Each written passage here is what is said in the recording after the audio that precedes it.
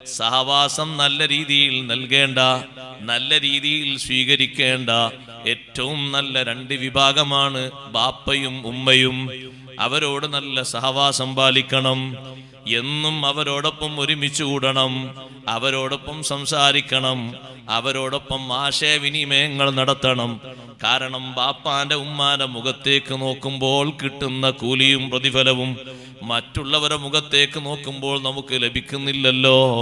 ഭാര്യന്റെ മുഖത്തേക്ക് നോക്കുന്നതിനേക്കാളും കൂടുതൽ പുണ്യം ബാപ്പാന്റെ ഉമ്മാന്റെ മുഖത്തേക്ക് നോക്കുന്നതിനുണ്ട്. അവരെ മുഖത്തേക്ക് നോക്കുന്നതിന് ഹജ്ജിന്റെ പ്രതിഫലമാണെന്ന് അഷ്റഫുൽ ഖൽഖ് റസൂലുള്ളാഹി സ്വല്ലല്ലാഹു അലൈഹി വസല്ലം തങ്ങൾ പറഞ്ഞപ്പോ കൂട്ടത്തിലൊരു സഹാബി ചോദിച്ചില്ലേ, അല്ലാഹുവിന്റെ റസൂലേ, ഞാനൊരു ദിവസം 100 തവണ എൻ്റെ ഉമ്മാന്റെ മുഖത്തേക്ക് നോക്കിയാലോ നിങ്ങൾക്ക് 100 ഹജ്ജിന്റെ പ്രതിഫലമാണ്. ഇനി ചില ആൾക്കാർക്ക് പേടിയാണ്. ബാപ്പാന്റെ ഉമ്മാന്റെ അടുത്തേക്ക് പോകാൻ ചില ആളുകൾക്ക് പേടിയാണ്. എന്താ പേടിയെന്നറിയോ? അവിടെ പോകുമ്പോൾ ചിലപ്പോൾ ബാപ്പയും ഉമ്മയും ഓരോ മുറാദ് പറയും. ആ മുറാദ് ഹാസിലാക്കാൻ എന്തെങ്കിലും കാശ് കൊടുക്കേണ്ടി വരും.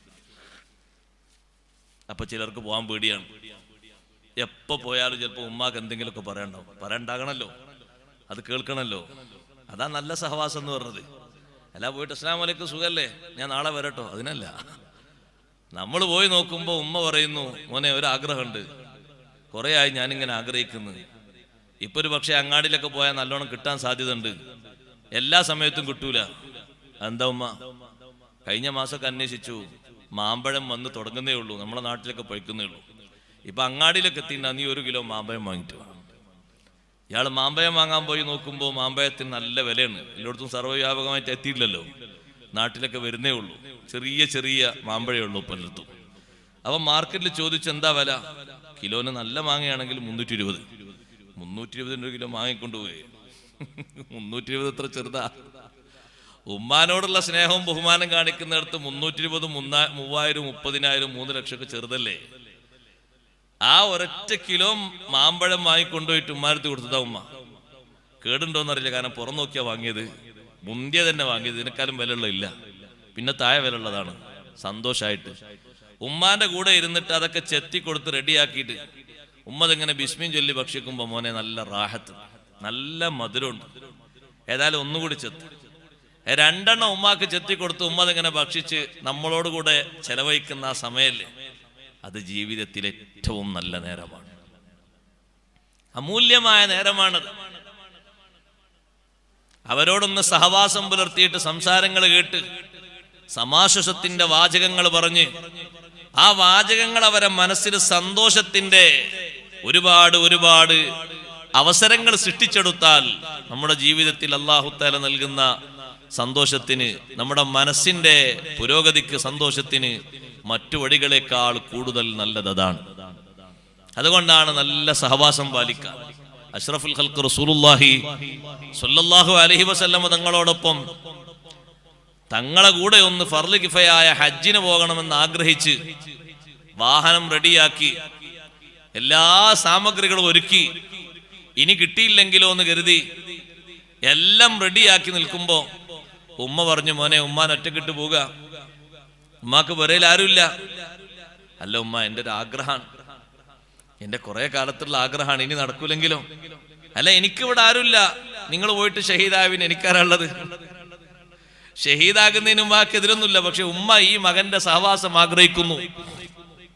മകൻ ഇവിടെ നിൽക്കണം, അപ്പുറത്തുള്ളത് ഫർള് കിഫയാണ്, അതും ആരോടൊപ്പമാണ് നിർവഹിക്കാൻ പോകുന്നത്? അഷ്റഫുൽ ഖൽഖ് റസൂലുള്ളാഹി സ്വല്ലല്ലാഹു അലൈഹി വസല്ലം തങ്ങളോടൊപ്പം. ഉമ്മ എത്ര പറഞ്ഞിട്ടും മകന്റെ ആവേശത്തിനൊരു കുറവുമില്ല, പോകണം പോകണം പോകണം എന്ന് തന്നെ. അവസാനം ഉമ്മ പറഞ്ഞു, മോനെ, നിന്നെ വളർത്തിയത്, നിനക്ക് മുലയൂട്ടിയത്, ശിക്ഷണം നൽകിയത്, എന്റെ ശരീരം മുഴുവനും നിനക്ക് വിരിപ്പായി വിരിച്ചു തന്നത് ഞാനല്ലേ, നീ ഞാൻ പറയുന്നത് തീരെ ഗൗനിക്കുന്നില്ലേ എന്ന് ഗൗരവതരമായ ഭാഷയിൽ ചോദിച്ചപ്പോഴും മുത്തുനബി സല്ലല്ലാഹു അലൈഹി വസല്ലം തങ്ങളോടൊപ്പം എനിക്ക് പോയേ പറ്റൂ എന്ന് വാശി പിടിച്ചിരുന്ന മഹാനായിരുന്നു സയ്യിദുനാ അബൂ ഹുറൈറ റളിയല്ലാഹു തആല അൻഹു. അബൂ ഹുറൈറ റളിയല്ലാഹു അൻഹു നബി സല്ലല്ലാഹു അലൈഹി വസല്ലം തങ്ങളുടെ അടുത്തേക്ക് വാഹനവുമായി എത്തുന്നതിന് മുമ്പ് ഇതേ വിഷയങ്ങൾ മുഴുവനും അറിയിച്ചുകൊണ്ട് സയ്യിദുനാ ജിബ്രീൽ അലൈഹിസ്സലാം തങ്ങളോട് പറഞ്ഞു. ഉമ്മ വന്ന മേറ്റർ മുഴുവനും പറഞ്ഞു. ഉമ്മ പറഞ്ഞതൊക്കെ പറഞ്ഞു. വാഹനവുമായിട്ട് നല്ല സന്തോഷത്തോടെ വന്നപ്പോ അബൂ ഹുറൈറ, ഉമ്മ നിങ്ങൾക്ക് പ്രത്യേകം നൽകിയ മുലപ്പാല് വരെ ഓർമ്മിപ്പിച്ചിട്ടും നിങ്ങൾ പിന്തിരിഞ്ഞില്ല അല്ലേ? ഉമ്മ നിങ്ങൾക്ക് നൽകിയ ശിക്ഷണം പോലും നിങ്ങൾ മറന്നുവല്ലേ? നിങ്ങൾ എന്റെ കൂടെ വരാൻ പാടില്ല, നിങ്ങൾ തിരിച്ചു പോകണം. ആ ഉമ്മാക്ക് നിങ്ങൾ സന്തോഷം കൊടുക്കണം, അവരോടൊപ്പം നിങ്ങൾ ജീവിക്കണം. അള്ളാഹു നിങ്ങൾക്ക് അവസരം നൽകുന്നൊരു സമയം വരട്ടെ. അങ്ങനെ ഉണ്ടെങ്കിൽ ഒരു തൗഫീഖ് നിങ്ങൾക്ക് ലഭിച്ചാൽ എന്റെ കൂടെ വരാം. സഹോദരങ്ങളെ, ആരാണ് ആഗ്രഹം പ്രകടിപ്പിച്ച മഹാൻ? സയ്യിദുനാ അബൂ ഹുറൈറ റളിയല്ലാഹു അൻഹു അല്ലേ? നബി സല്ലല്ലാഹു അലൈഹി വസല്ലം തങ്ങളെ കൂടെ പോകാനല്ലേ? തങ്ങളെ കൂടെ അങ്ങനെ ഒരു വിഷയത്തിന് സംബന്ധിക്കുന്നതിന് തങ്ങളില്ലാത്ത സമയത്ത് സംബന്ധിക്കുന്നതിനേക്കാൾ കൂടുതൽ മഹത്വമല്ലേ? ആ മഹത്വം പിന്നെ ഒരു കാലത്തും ലഭിക്കൂലല്ലോ. എന്നിട്ടും അവിടുന്ന് പരിഗണിച്ചത് സ്വന്തം ഉമ്മയുടെ ആഗ്രഹവും താല്പര്യവുമാണ്. നമ്മൾ മനസ്സിലാക്കണം, നാട്ടിൽ അത്യാവശ്യം ജീവിക്കാനുള്ള നല്ല വരുമാനമുള്ള കടയുണ്ട്, ജോലിയുണ്ട്. പക്ഷേ കൂടുതൽ പുരോഗതി ലഭിക്കും വിദേശത്തേക്ക് നല്ലൊരു ജോലിക്ക് പോയാൽ. എതിരൊന്നുമില്ല, ഒരെതിരുണ്ട്. ആരാണെതിര്? ഉമ്മാക്ക് നമ്മളെ പിരിയാൻ പറ്റൂല, വാപ്പാക്ക് നമ്മളെ പിരിയാൻ പറ്റൂല. നമ്മളെ മനസ്സിലൊരു സമ്മർദ്ദം പിടിമുറുക്കുകയാണ്. എല്ലാവിധ വാഗ്ദാനങ്ങളും തന്ന് കാശ് കൊടുത്താൽ മതി, അടുത്ത ആഴ്ച തന്നെ കേറാം. ബാപ്പക്ക് ഉമ്മക്ക് മോഹമില്ലാതെ, അവർക്ക് അനുവാദമില്ലാതെ, അവർക്ക് സന്തോഷമില്ലാതെ നമുക്കങ്ങനെ ഒരു ദുനിയാവ് വേണോ? നമ്മൾ ആലോചിക്കണം, നമ്മൾ ചിന്തിക്കണം. അഷ്റഫുൽ ഖൽഖ് മുഹമ്മദുർ റസൂലുള്ളാഹി സ്വല്ലല്ലാഹു അലൈഹി വസല്ലം തങ്ങൾ നല്ല സഹവാസം പാലിക്കാൻ ഈ ഭൂമി ലോകത്ത് നമ്മളോട് കൽപ്പിച്ച വിഭാഗമാണ് മാതാപിതാക്കൾ. അവരോട് നല്ല സഹവാസം പാലിക്കണം. എപ്പോൾ പോയാലും സുഖദുഃഖ വിവരങ്ങൾ അന്വേഷിക്കണം. നല്ല ക്ഷേമൈശ്വര്യത്തിന് വേണ്ടി ദുആ ചെയ്യണം. അവർക്ക് വേണ്ട ഒത്താശകൾ ചെയ്യണം. അവരോടൊപ്പം ഇരിക്കണം. ഒപ്പം ഇരുന്ന് ഭക്ഷണം കഴിക്കാനുള്ള സമയത്ത് ഉമ്മ ഭക്ഷണം കഴിക്കുമ്പോൾ മകൻ ശ്രദ്ധിക്കണം, മകൾ ശ്രദ്ധിക്കണം. നല്ല താല്പര്യങ്ങൾ നൽകിയിട്ട് റാഹത്തോടെ അവരെ ഭക്ഷിപ്പിക്കണം. പോരാ, ആ ഉമ്മയുടെ കൈ പിടിച്ച് ബാപ്പയുടെ കൈ പിടിച്ച് മുസാഫഹത്ത് ചെയ്യണം. ബാപ്പക്കും ഉമ്മക്കും ചിലർ മുസാഫഹത്ത് ചെയ്യൂല. ബാപ്പാന്റെയും ഉമ്മാന്റെയും കൈ പിടിച്ച് ചുംബിക്കൽ സുന്നത്താണ്.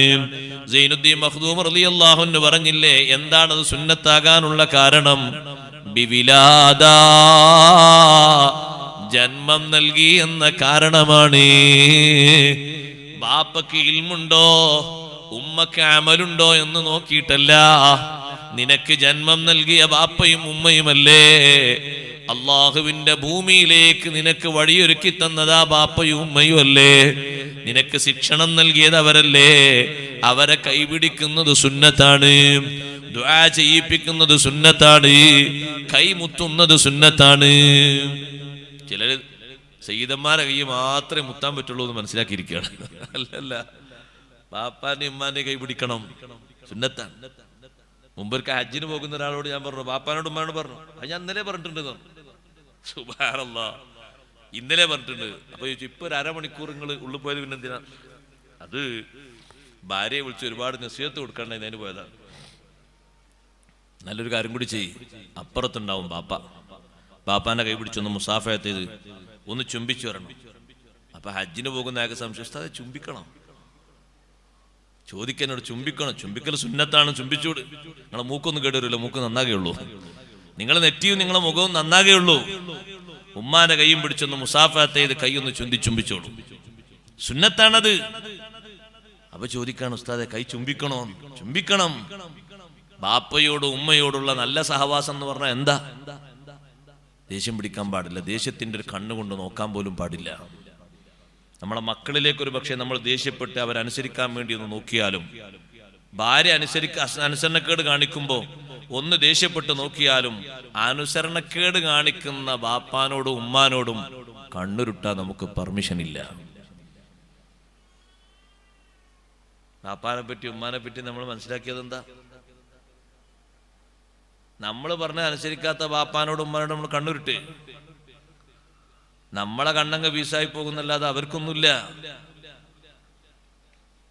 നമ്മളവർക്ക് കീഴ്പ്പെട്ട് ജീവിക്കേണ്ടവരാണ്, ഖിദ്മത്ത് ചെയ്യേണ്ടവരാണ്, കൂടെ നിന്ന് കൊടുക്കേണ്ടവരാണ്.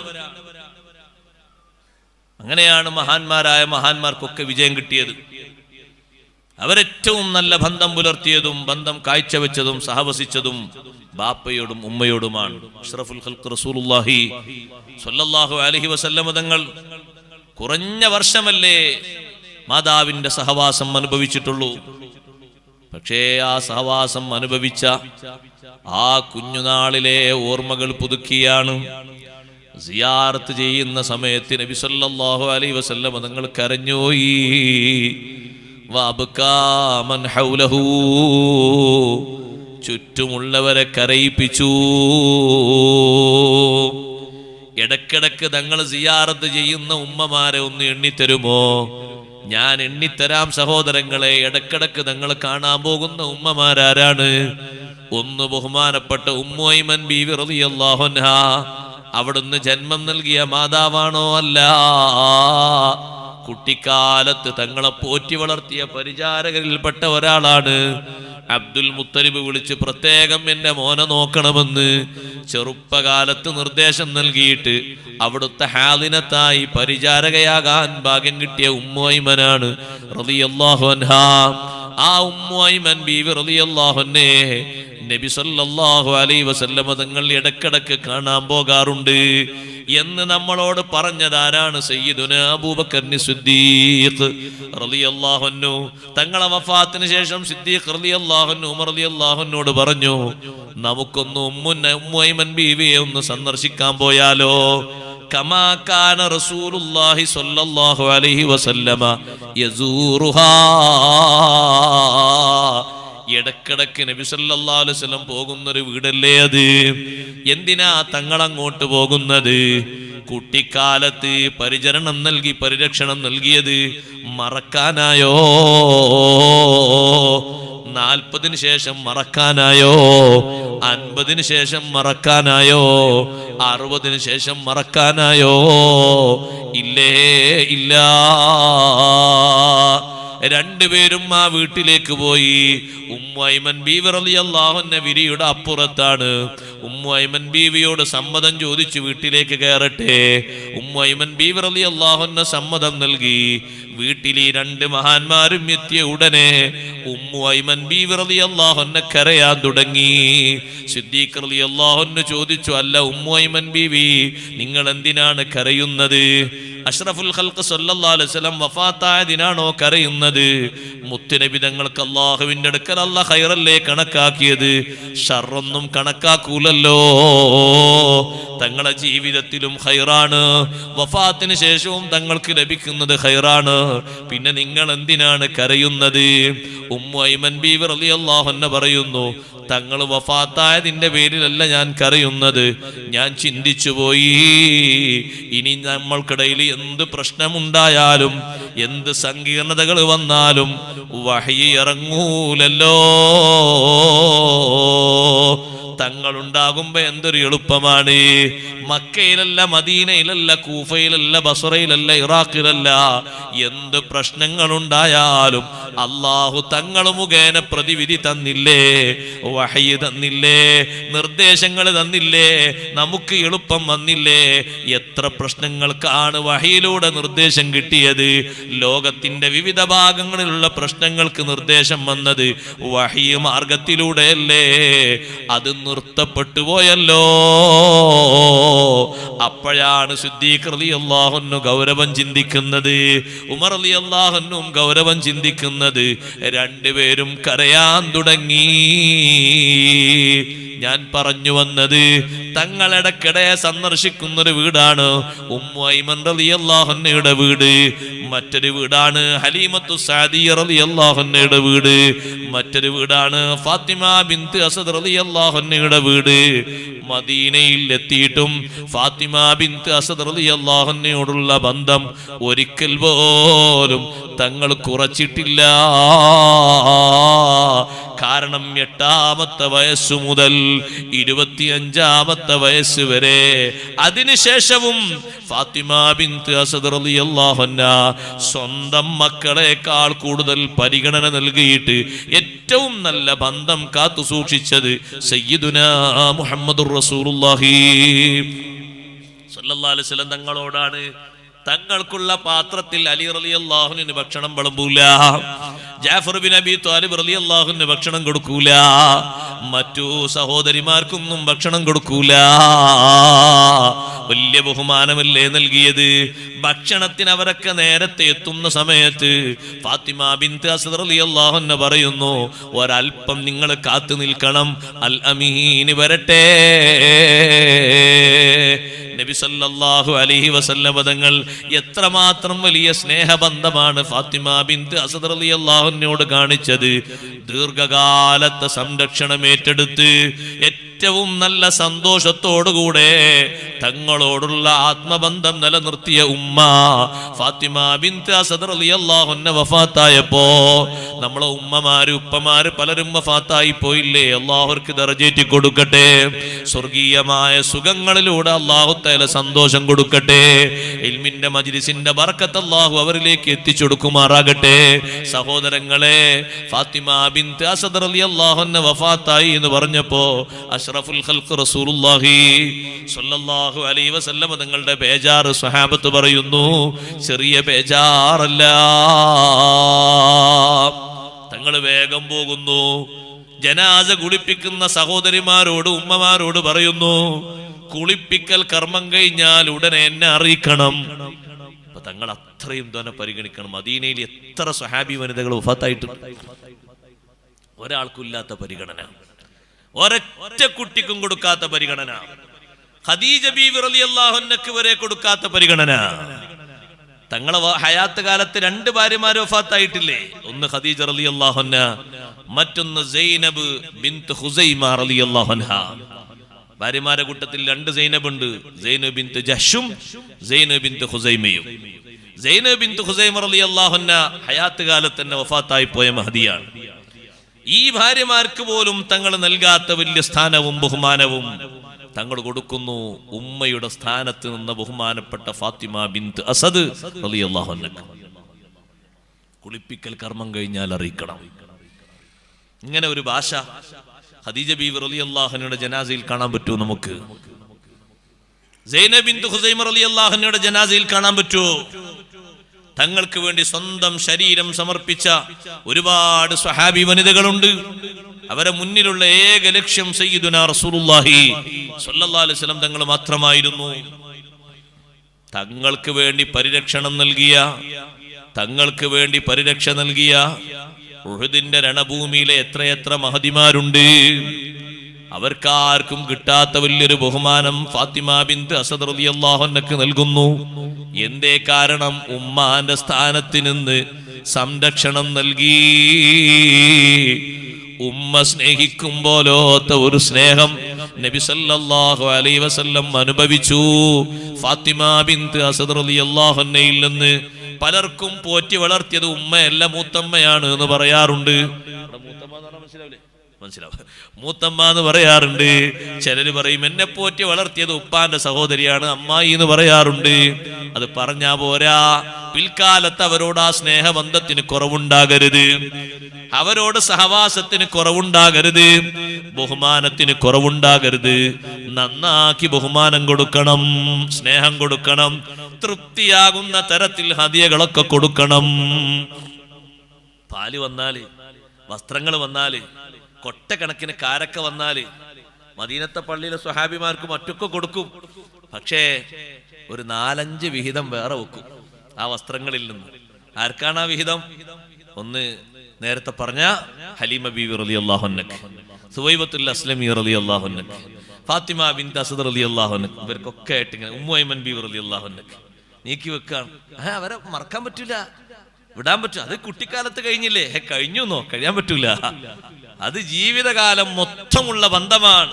അതെങ്ങനെ കഴിയാനാണ്? നമ്മളെ സംരക്ഷിച്ച് വളർത്തി താങ്ങും തണലുമായി നിന്നിട്ട് ഏകദേശം ജീവിക്കാനുള്ള സെറ്റപ്പ് ഒക്കെ നൽകലോടെ ബന്ധങ്ങൾ കഴിഞ്ഞോ, സഹവാസം കഴിഞ്ഞോ? ഇനി അപ്പിനാ മതിയോ? അങ്ങനെ ചിലർ ചിന്തിക്കുക, നമ്മൾ സ്വന്തം കാര്യം. എന്ത് സ്വന്തം കാര്യം? അങ്ങനെ സ്വന്തം കാര്യമല്ല. അവരൊക്കെ പരിഗണിക്കേണ്ട രൂപത്തിൽ വഫാത്ത് വരെ പരിഗണിക്കണം. നമ്മളെ ജീവിതകാലം കഴിയുന്നത് വരെ പരിഗണിക്കണം. പിന്നെ മൗത്തിന് ശേഷം നമുക്ക് കൂടെ പരിഗണനല്ലോ, ഖബറിലേക്കല്ലേ. അക്കാലം വരെ പരിഗണിക്കണം. ഫാത്തിമ ബിൻത് അസദ് റളിയല്ലാഹു അൻഹയെ കുളിപ്പിച്ചു കഴിഞ്ഞു എന്ന നിർദ്ദേശം വന്നപ്പോൾ നബി സല്ലല്ലാഹു അലൈഹി വസല്ലം നിങ്ങൾ നേരെ ചെല്ലുന്നു.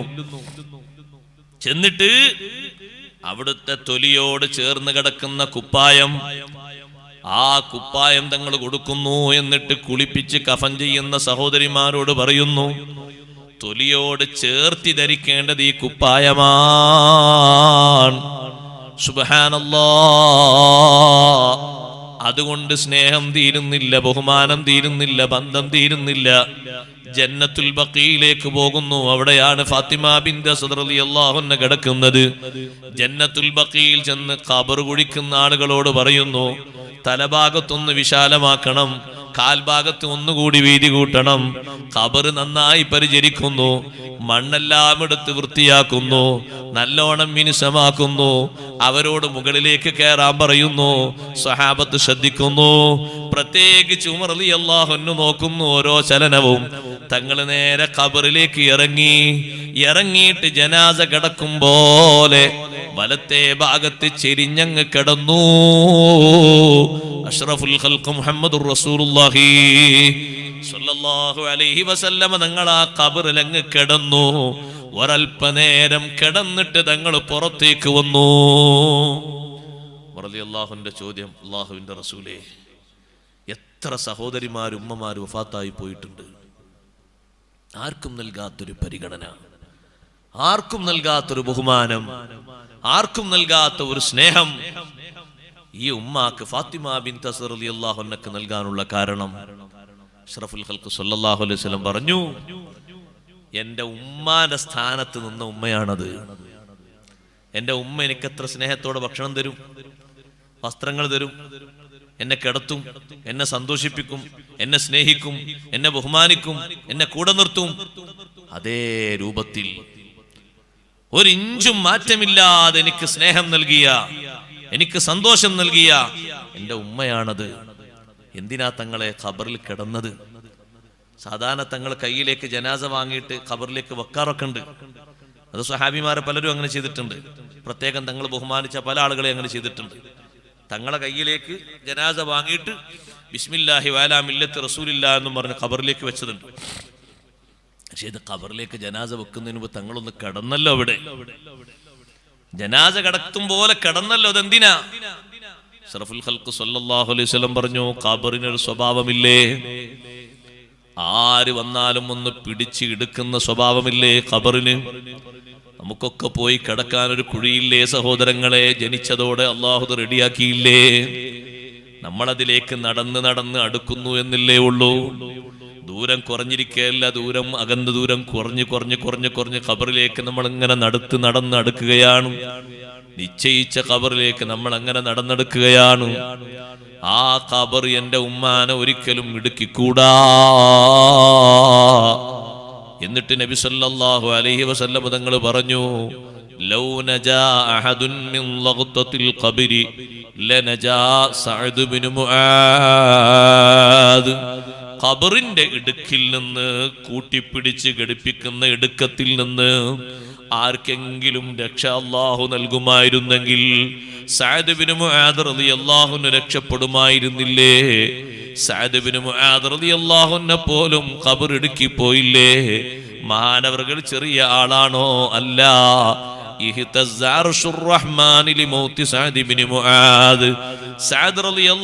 വഫാത്തായപ്പോ അല്ലാഹുവിന്റെ അർശല്ലേ വിറച്ചത്? അനുശോചനം രേഖപ്പെടുത്തിയതാണ്. നമ്മൾ വഫാത്തായാൽ ഏത് കെട്ടിടം അറിയാനാണ്, ഏത് മരങ്ങൾ അനുശോചിക്കാനാണ്?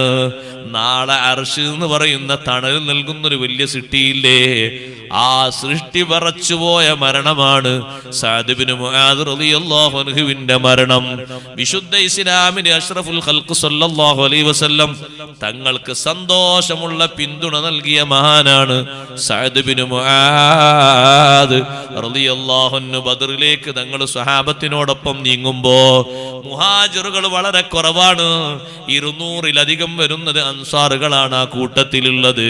നബി സല്ലല്ലാഹു അലൈഹി വസല്ലം തങ്ങൾക്ക് അല്ലാഹുവിന്റെ നിർദ്ദേശം വന്നു, അല്ലാഹുവിന്റെ റസൂലേ, കച്ചവട സംഘം രക്ഷപ്പെട്ട് മക്കയിലെത്തിപ്പോയി, മറ്റൊരു സംഘം വരുന്നുണ്ട്, അത് നിങ്ങളോട് നേരിടാനാ വരുന്നത്. അവരെ നേരിടാൻ വരുമ്പോ തിരിച്ച് അവരോടൊന്ന് പ്രതിരോധിക്കാൻ അല്ലാഹ് നിങ്ങൾക്ക് സമ്മതം തന്നിരിക്കുന്നു. അത് സ്വഹാബിമാരെ അറിയിച്ചപ്പോ മുഹാജിറുകൾക്ക് അതിൽ പരിഭവമില്ല. അവര് നാടും വീടും കുടുംബവും സ്വത്തും ഒക്കെ ഒഴിവാക്കി തങ്ങളോടൊപ്പം ചേർന്നവരല്ലേ. പക്ഷേ ബഹുഭൂരിപക്ഷമുള്ളത് അൻസാറുകളാണ്.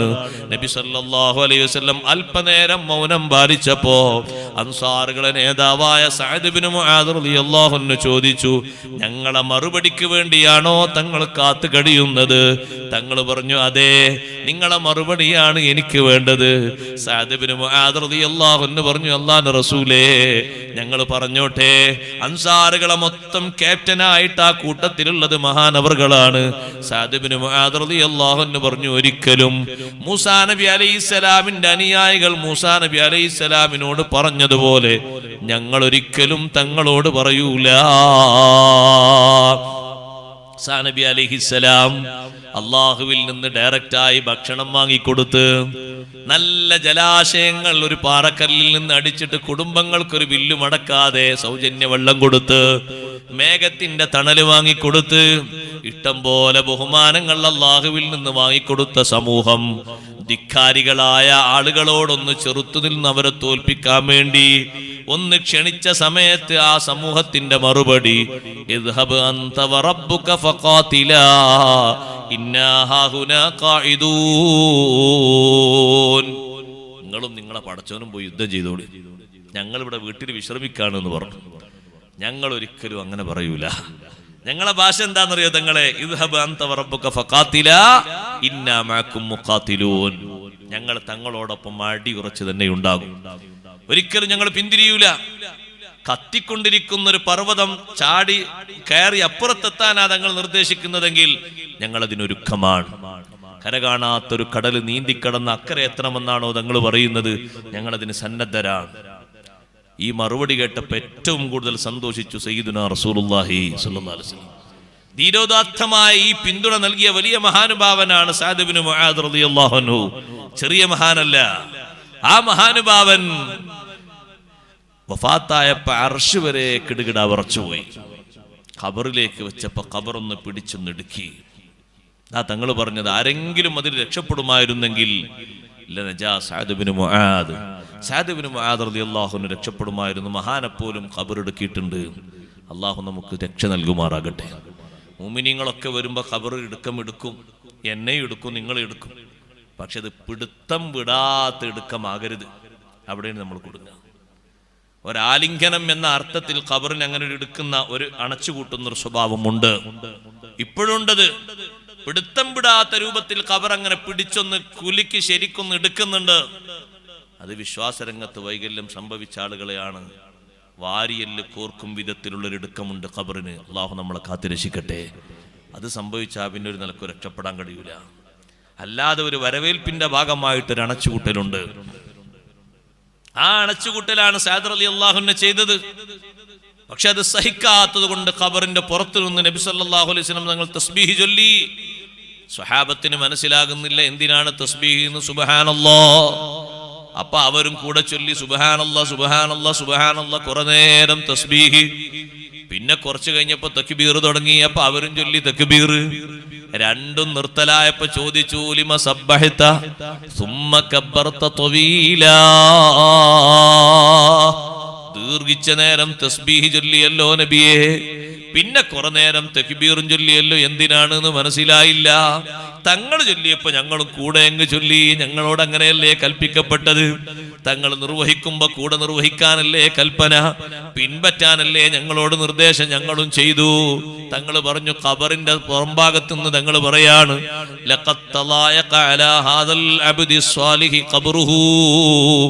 ഈ നല്ല മനുഷ്യനെ ഖബർ ഇടുക്കിപ്പോയി. അതൊരിക്കലും എന്റെ ഉമ്മാനെ ഖബർ എടുക്കൂല. അതിനാണ് ഞാനൊന്ന് ഇറങ്ങി കിടന്നത് എന്ന് സയ്യിദുനാ റസൂലുള്ളാഹി സ്വല്ലല്ലാഹു അലൈഹി വസല്ലം. എന്തൊരു സ്നേഹ! തങ്ങൾ പറഞ്ഞു, ഇതേ ഹദീസിന്റെ വേറെ റിപ്പോർട്ടിൽ കാണാം, എന്റെ മകൻ ഇബ്രാഹിമിനെ പോലും ഖബറെടുക്കിയിട്ടുണ്ട്. ആ ഉമ്മാനോട് കാണിച്ചൊരു സ്നേഹസ്പർശമായ ബന്ധമില്ലേ ഇന്ന് നമ്മുടെ സമൂഹത്തിൽ കിട്ടാക്കനിയായിരിക്കുന്ന? അതാണ് നമുക്ക് കണക്ഷൻ, നമുക്ക് കമ്മ്യൂണിക്കേഷൻ. ഇവരോടൊന്നുമല്ല, പുറത്തുള്ള വേറെ കുറെ ആൾക്കാരോടാണ്. പറ്റാത്തവരോടും പറ്റുന്നവരോടായ കുറെ ആൾക്കാരോട്. അകത്തിരിക്കുന്ന കുറെ അകക്കടമ്പുകളുണ്ട്, അവരോടൊന്നും നമുക്ക് ടച്ചില്ല, ബന്ധമല്ല, സ്നേഹമല്ല, സഹവാസമല്ല.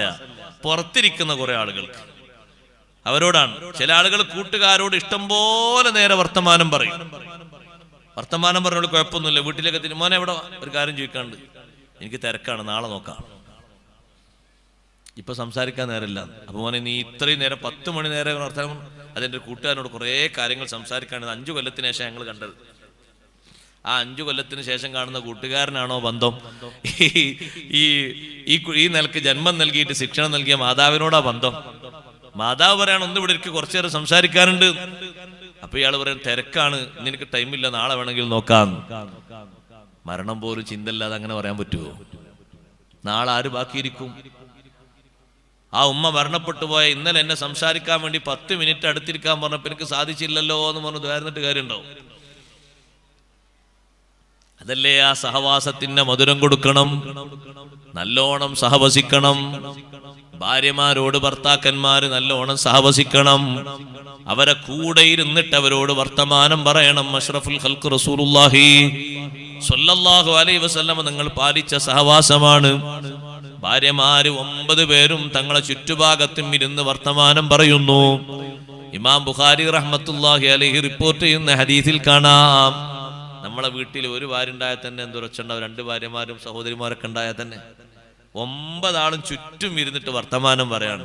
ഒരു ഭാഗത്തിരിക്കുന്നുണ്ട് സയ്യിദുനാ റസൂലുള്ളാഹി സ്വല്ലല്ലാഹു അലൈഹി വസല്ലം.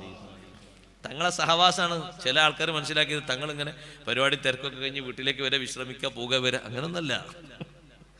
ആ വീട്ടിൽ വന്നിരുന്നത് ഏത് വീട്ടിലാണോ തങ്ങളുള്ളത്, 9 മുറികളിൽ ഏത് മുറിയിലാണോ, ബാക്കി 8 മുറികളിൽ നിന്നും അങ്ങോട്ട് ആളുകൾ എത്തും. നമ്മുടെ ഉമ്മമാരെത്തും. അവരോരോ ഭാഗത്തിരിക്കും. എന്നിട്ട് വർത്തമാനങ്ങൾ അങ്ങനെ പറയും. ആ ഉള്ള നേരം നബി സല്ലല്ലാഹു അലൈഹി വസല്ലം സന്തോഷത്തോടെ അത് കേൾക്കും. ചിലപ്പോൾ അവിടെ ക്രോസിംഗ് ഒക്കെ ഉണ്ടാകും. അത് തെറ്റല്ലാത്ത രൂപത്തിലാണെങ്കിൽ തങ്ങളും അതിലൊന്ന് പങ്കെടുക്കും, അത്ര തന്നെ. തെറ്റാകുന്ന ഭാഷ നീണ്ടുപോയാൽ അവിടെ തങ്ങൾ പ്രതിരോധിക്കുകയെ അങ്ങനെ പറയാൻ പറ്റില്ല. അങ്ങനെ പറയരുത്. അത് പ്രതിരോധിക്കും, അത് തിരുത്തും. അല്ലെങ്കിൽ അവിടെ അവരെ കൂടെ ഇരുന്നിട്ട് ഈ വർത്തമാനങ്ങൾ തങ്ങൾ ഇങ്ങനെ കേൾക്കാം, വിവരങ്ങൾ അന്വേഷിക്കുന്നത്, പരസ്പരം പറയുന്നത്.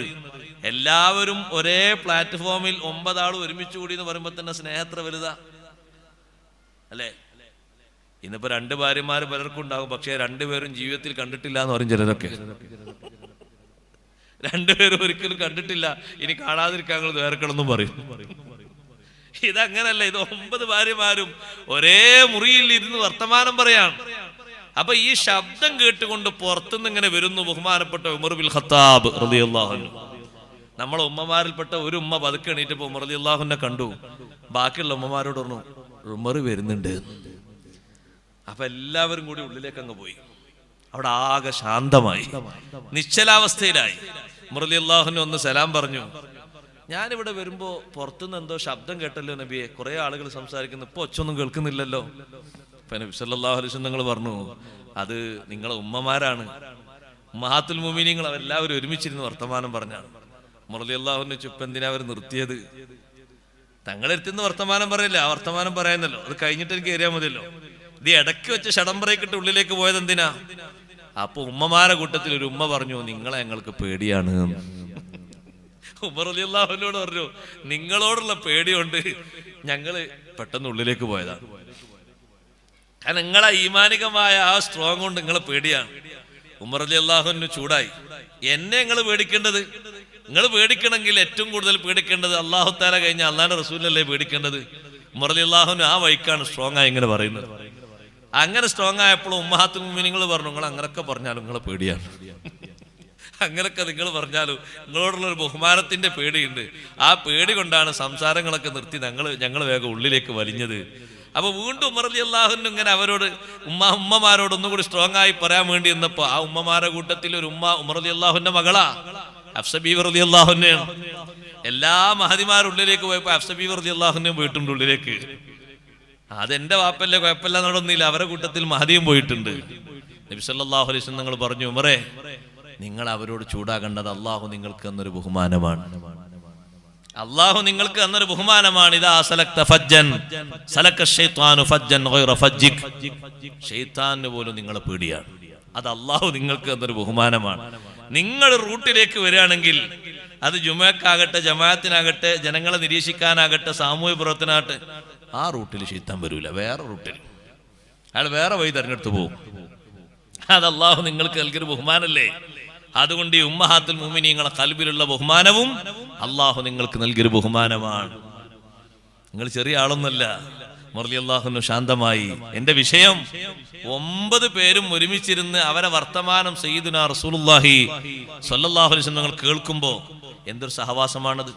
ആയിഷ റളിയല്ലാഹു അൻഹയോട് ചോദിക്കുന്നുണ്ട്, ഒരു സ്വഹാബി വന്നിട്ട് നബി സല്ലല്ലാഹു അലൈഹി വസല്ലം നിങ്ങളെ രാത്രിയിലെ തങ്ങളുടെ സല്ലാപത്തിന്റെ വിഷയങ്ങൾ, തങ്ങൾ ഭാര്യയുമായി ഇണങ്ങിച്ചേരുന്ന വിഷയങ്ങൾ എങ്ങനെയാണെന്ന് ചോദിച്ചപ്പോ നമ്മളൊക്കെ പഠിക്കേണ്ട ഒരു പാടുണ്ട്. ഭക്ഷണം കഴിച്ച് നേരെ പോയി കിടക്കുക, അവനെന്റെ ആവശ്യങ്ങൾ നിർവഹിക്കുക, അങ്ങനല്ല.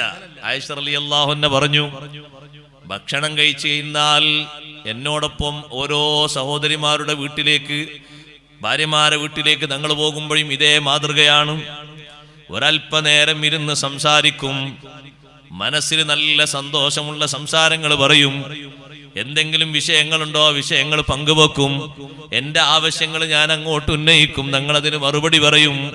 അങ്ങനെ സംസാരങ്ങളൊക്കെ കഴിഞ്ഞ് നല്ല രൂപത്തിലും നല്ല ഭാവത്തിലുമാണ് സഹോദരങ്ങളെ ബന്ധം പുലർത്തുന്നത്.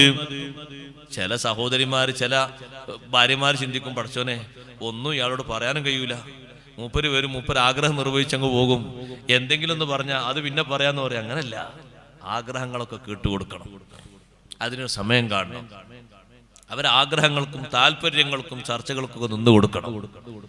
അവരെ കൂട്ടത്തിൽ കൂടുമ്പോൾ അവരോട് വിഷയങ്ങൾ പറയണം. അഷ്റഫുൽ ഖൽഖ് റസൂലുള്ളാഹി സ്വല്ലല്ലാഹു അലൈഹി വസല്ലം നിങ്ങൾ ചർച്ച നടത്തിയത് കണ്ടില്ലേ നിങ്ങൾ ഉമ്മു സലമ റളിയല്ലാഹു അൻഹയോട്? ഹുദൈബിയയിൽ തങ്ങൾ പോയി, അവിടെ ഖുറൈശികൾ മുശ്രിക്കുകൾ വന്നപ്പോ ഹുദൈബിയയിൽ വാഹനമൊക്കെ തടഞ്ഞ് എല്ലാവരും ഒരു ഭാഗത്തിരുന്നപ്പോ മുഹാജിരീങ്ങളും അൻസാറുകളൊക്കെ പരസ്പരം ചർച്ച ചെയ്യുന്നുണ്ട്. നമ്മൾ ഇത്രയും ആളുകളില്ലേ മക്കയിലേക്ക് ഉംറ നിർവഹിക്കാനല്ലേ പോകുന്നത്, ആരെയും എതിർക്കാനും തോൽപ്പിക്കാനും അല്ലല്ലോ, എന്തിനു നമ്മൾ ഇവിടെ നിൽക്കണം എന്നൊക്കെ ചർച്ച നടക്കുമ്പോ ഉമ്മു സലമ റളിയല്ലാഹു അൻഹയോട് നബി സല്ലല്ലാഹു അലൈഹി വസല്ലം ചോദിച്ചു, എന്താ ചെയ്യേണ്ടത്? നിങ്ങൾ നോക്ക്. അപ്പൊ നബി സല്ലല്ലാഹു അലൈഹി വസല്ലം മഹദി പറഞ്ഞു, നമുക്ക് ഖൈറ് ഇവിടെ വെച്ച് ഉംറയിൽ നിന്ന് തഹല്ലുലായി എന്തെങ്കിലുമൊക്കെ കരാർ ചെയ്താണെങ്കിൽ എഴുതിയിട്ട് പിരിഞ്ഞ് നാട്ടിലേക്ക് തന്നെ പോകലാണ് ഖൈറ്. അതാണ് സയ്യിദുനാ റസൂലുള്ളാഹി സ്വല്ലല്ലാഹു അലൈഹി വസല്ലം സ്വീകരിച്ച മാർഗം. അതാണ്. ഉമ്മു സലമ റളിയല്ലാഹു അൻഹയോട് അഭിപ്രായം ചോദിച്ച വിഷയത്തിൽ എത്രമാത്രം വലിയൊരു സ്നേഹവും ബഹുമാനവുമാണത്. നമ്മുടെ ചില കാര്യങ്ങളിലൊക്കെ അങ്ങനെ ഒരു അന്വേഷണവും ചർച്ചയും നല്ലതാണ്. നല്ല തീരുമാനങ്ങൾ പറയാനും അല്ലാഹു തആല അവർക്ക് കഴിവ് കൊടുത്തിട്ടുണ്ടല്ലോ. നല്ല അഭിപ്രായ പ്രകടനം നടത്തുമ്പോൾ സ്വീകരിക്കാൻ എളുപ്പമാണല്ലോ. നല്ല സഹവാസങ്ങൾ നിലർത്തണം. ഉമ്മമാരോട് സഹോദരങ്ങളോട് മൊത്തത്തിൽ പറയട്ടെ, നല്ല കൂട്ടുകാരെ സെലക്ട് ചെയ്യണം. ആരാ നല്ല കൂട്ടുകാര്? നമ്മളോടൊപ്പം നിത്യജീവിതത്തിൽ സഹവസിക്കേണ്ട ആള്, ദീനിൽ അയാളെ കണ്ട് മാതൃകയാക്കാൻ പറ്റിയ ആളാകണം. ലാ തുസാഹിബ് ഇല്ലാ മുഅ്മിനാ വലാ യഅകുൽ തുആമക ഇല്ലാ തഖിയുൻ. മുഅ്മിനോടല്ലാതെ നീ സഹവസിക്കരുത്. നിന്റെ ഫ്രണ്ട്, നിന്റെ ഫ്രണ്ട്ഷിപ്പ്, അവനെ കണ്ടാൽ നല്ല കാര്യങ്ങൾ നിന്നെ ഓർമ്മപ്പെടുത്തി തരും, ആഖിറത്തിലേക്ക് നിന്നെ കൈപിടിച്ചുയർത്തും, ദീനീ പ്രവർത്തനങ്ങൾ നിന്നെ സജീവമാക്കും, മഹാന്മാരെ സവിധത്തിൽ പോകാൻ നിന്നെ സഹായിക്കും, നല്ല നല്ല കാര്യങ്ങൾ പറഞ്ഞു ഓർമ്മപ്പെടുത്തും. നീ അവന്റെ കൂടെ നടക്കുമ്പോ നിനക്ക് ജമാഅത്തിൽ താല്പര്യമില്ലെങ്കിൽ അവൻ താല്പര്യം ഉണ്ടാക്കി തരും. ഞാൻ ജമാഅത്തിന് പോകാണ്, നീ പോരുന്നോ? ഞാനും വരാം. രണ്ടുപേരും ഒരുമിച്ച് കൂട്ടുകാരല്ലേ. ദുനിയാവ് മാത്രം ചിന്തിപ്പിക്കുന്ന ആളല്ല, ആഖിറത്തിലേക്ക് നിങ്ങളെ ചിന്തിപ്പിക്കുന്ന കൂട്ടുകാര്, അവരാണ് ഏറ്റവും നല്ലവര്. പടച്ചോനെ ഓർമ്മപ്പെടുത്തുന്ന മഹാന്മാര്, മനുഷ്യന്മാര്, അവരാണ് സഹവസിക്കാൻ ഏറ്റവും നല്ലവര്. അവർ അള്ളാഹുവിനെ ഓർമ്മപ്പെടുത്തി തരും, മറഞ്ഞ കാര്യങ്ങൾ ചെയ്യാൻ വേണ്ടി പ്രേരിപ്പിക്കും, നന്മയിൽ സഹായിക്കും. അഥവാ നമ്മളെ കയ്യിൽ നന്മക്കുള്ള പഴുതില്ലെങ്കിലോ അവരുടെ സഹായത്തിൽ നിന്നൊരു സഹായം നമുക്ക് തന്ന് നമ്മളെ കൂടെ നിർത്തിയവര് സഹായിക്കും. അഷ്റഫുൽ ഖൽഖ് റസൂലുള്ളാഹി സ്വല്ലല്ലാഹു അലൈഹി വസല്ലമ തങ്ങൾ എത്രയോ തവണ ഹിജ്റ പോകാൻ സമ്മതം ചോദിച്ച അബൂബക്കർ സിദ്ദീഖ് റളിയല്ലാഹു അൻഹുവോട് തങ്ങൾ പറഞ്ഞു, നിങ്ങൾ പോകാൻ അവിടെ ഇരിക്കട്ടെ, ഞാൻ സമ്മതം തരാം, നിങ്ങൾ അവിടെ ഇരിക്കൂ. പലരും നേരത്തെ പോയി. നബി സല്ലല്ലാഹു അലൈഹി വസല്ലം തങ്ങൾ ഹിജ്റക്ക് പോവുകയാണെന്ന വിവരം വന്ന് പറഞ്ഞപ്പോ, അള്ളാഹു അനുവാദം നൽകിയിട്ടുണ്ട് എന്ന് പറഞ്ഞപ്പോ, സിദ്ദീഖ് തങ്ങൾ ആദ്യത്തെ ചോദ്യം അസ്സുഹബത യാ റസൂലല്ലാഹ്, കൂടെ സഹവാസിയായി എന്നെയും കൊണ്ടുപോകുമോ? ഞാനും തങ്ങളെ കൂടെ സഹവസിച്ചു വരട്ടെ, നിങ്ങളും എന്റെ കൂടെ വന്നോളൂ. ആയിഷ റളിയല്ലാഹു അൻഹ പറയാണ്, ബാപ്പ സിദ്ദീഖ് റളിയല്ലാഹു അൻഹു കൂടെ പോരട്ടെ എന്നിങ്ങനെ ചോദിച്ചിട്ട് സമ്മതം കിട്ടിയ നേരത്ത് ഒരു കരച്ചിൽ കരഞ്ഞു.